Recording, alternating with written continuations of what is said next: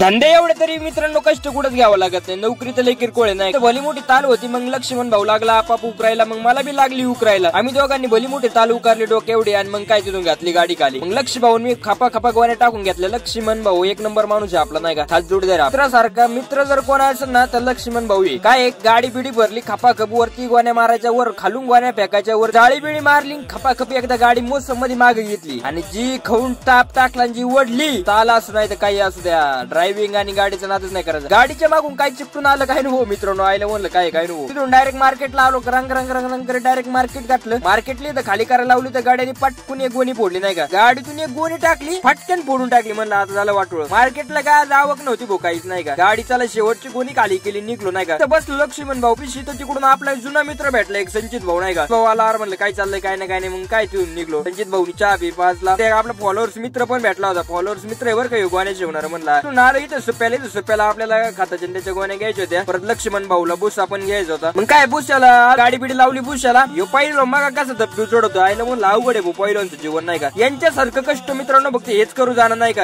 आम्हाला क्षेत्र सोपं नाही मित्रांनो, नाही का. मग काय टाकल्या गाडीत गोण्या बिण्या, मग काय कष्ट करायची जिद्द आणि जर चिकाटी असेल ना मित्रांनो, तर संकट किती मोठं लिहू द्या, काहीच अडचण येत नाही का. माणूस यशस्वी एक दिवस नक्की होत असतो, नाही का. या पट्ट्यांसारखं फक्त लढत राहायचं. काम कोणता असू, शस्त्र कोणता असू, फक्त लढत राहायचं. चला मित्रांनो तुम्ही लाईक आणि फॉलो करून घ्या, नाही का.